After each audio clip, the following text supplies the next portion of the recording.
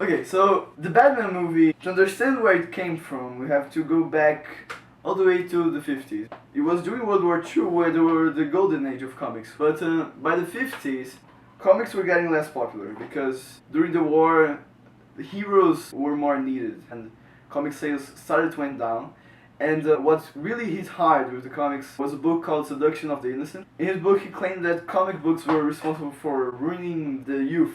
Like Batman and Robin were gay lovers and it was too violent, so this guy wrote this book and he blamed comics for it. Oh, if I believe. Yeah, it's very hard. Yeah, my son likes a lot, but she's life.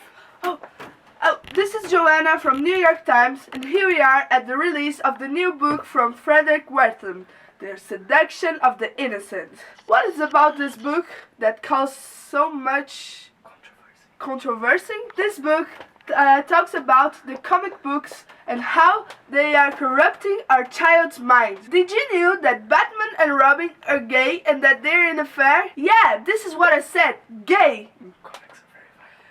Comics are very violent. I don't like them. You should not like them too. Say no to Batman. Say no to Batman. Oh my god, this is so genius.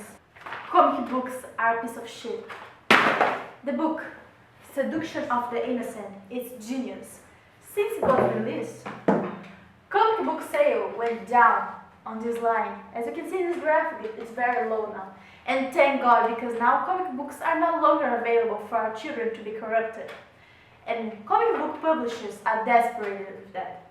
And so, in response to the low sales, the comic book publisher, they created this thing called the Comics Code Authority, which is a series of rules that says the stuff that cannot be in comics. And because of that, comics from the mid-50s to about the 70s, mid-70s, they were quite silly, they were very childish.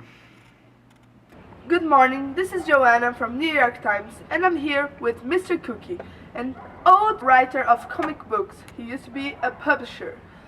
There was a change in his way of writing after the book Seduction of Innocent was in the stores. What do you have to say about this, Mr. Cookie? What changed? Well, ever since that book was released, comic book sales went very low, but now we can guarantee you that our comics are suitable for children. All of them will be approved by the Comics Code Authority, which guarantee that they are all suitable for children, no violence, no gay apology. You can all buy comics safely again. God bless America.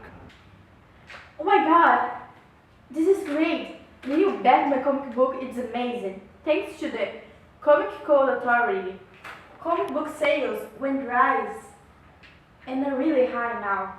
And now they're going to make a TV show for Batman. And because comics were so silly and they got so popular, in the 60s, you had this Batman TV show.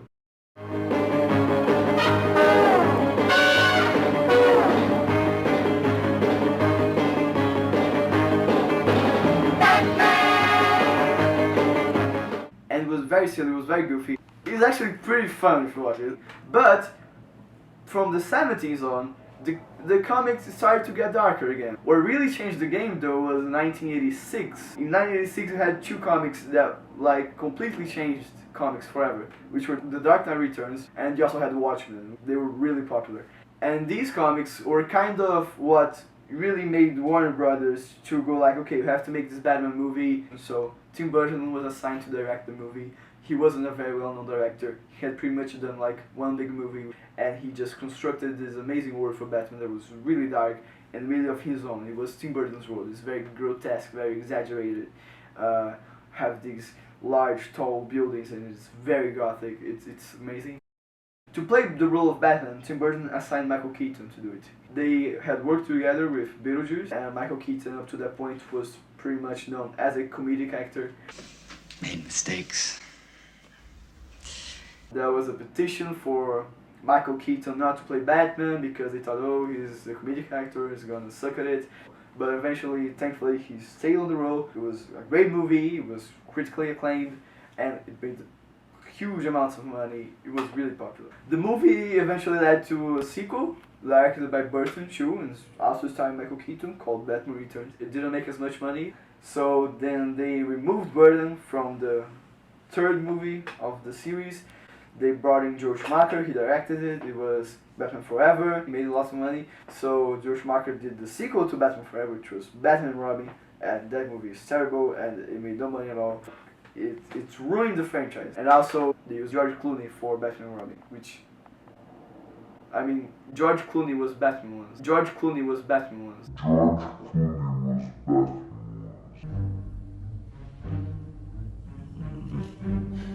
Then it's weird to think about that. And it killed the franchise, and Batman would only get another movie in 2005 with Batman Begins by Christopher Nolan. And those movies, they were dark in tone. They were similar from Burton movies. So Tim Burton's movies, it starts with Batman already being Batman, and there are like these rumors about this bat creature that's hunting criminals at night. You have this guy who's a reporter, his name is Alexander Knox, and he's kinda after this Batman. He wants to know who the Batman is, because nobody believes the Batman exists. Eventually he meets into Vicky Vale, which is another reporter, and they start investigating who Batman is. Meanwhile, you have this guy called Jack Napier. He works for the mob, okay?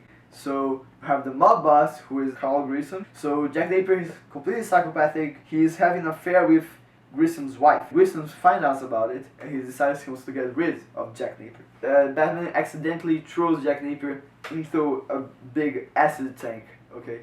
And because Jack Napier fell into the tank, he becomes Joker. He's completely crazy. His screen is now white, he has green hair. Jack Nicholson is the Joker.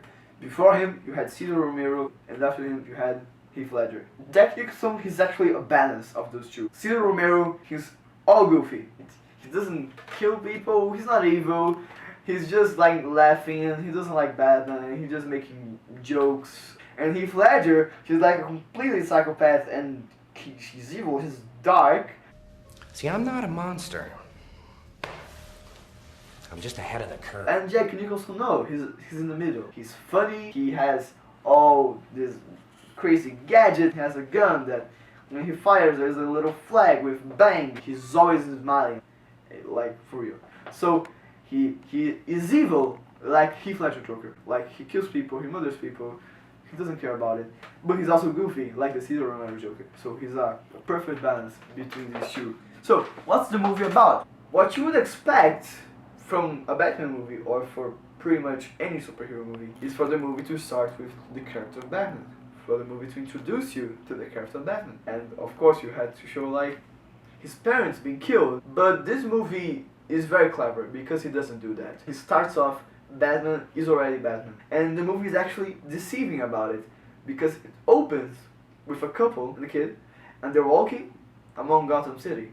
And they enter into an alley, and the first thing you think, if you know anything about Batman, is like, oh, these are the Waynes, that's the Bruce Wayne, they're going to get shot, they're going to die, but it's not. And then you find out that Batman is already there, like, you see Batman on the top of the building watching everything happen.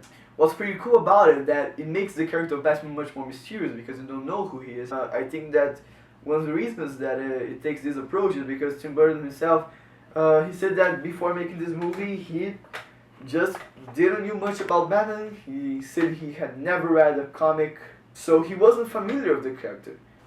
So who is Batman, and why he's become Batman actually becomes part of the narrative. And it actually makes the character of Batman more mysterious figure. So it's a really interesting approach to the Batman character. And that nowadays, they didn't use it anymore. It makes you see Batman through new eyes.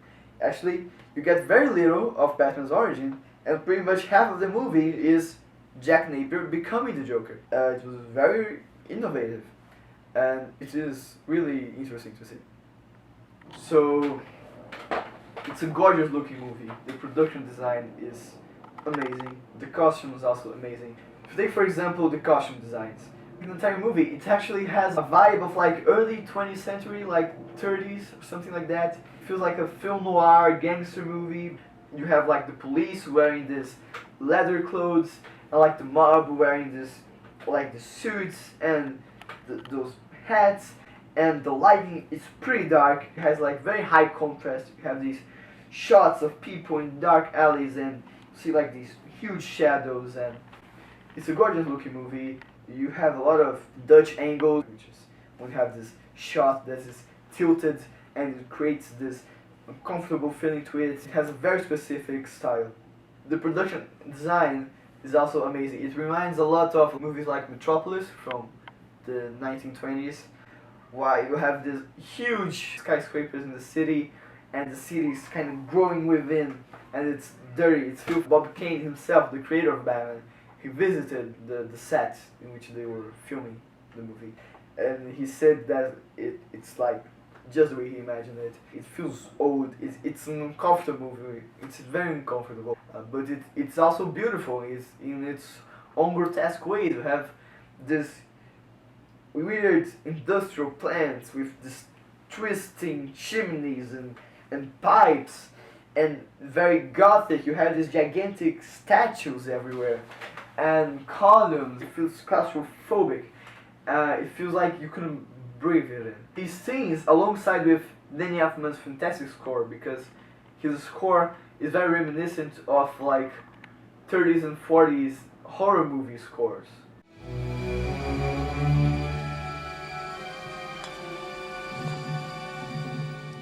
It's a very classy score, it's very low pitch.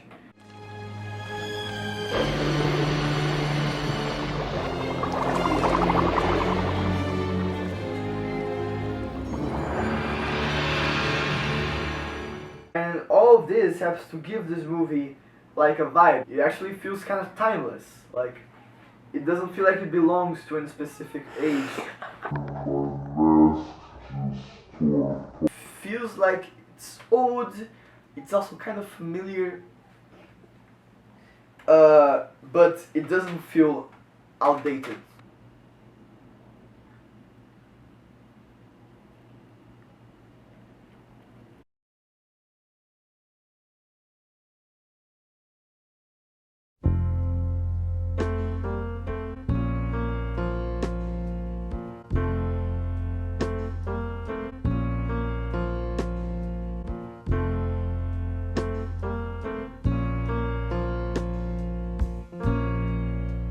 Just a perfect day.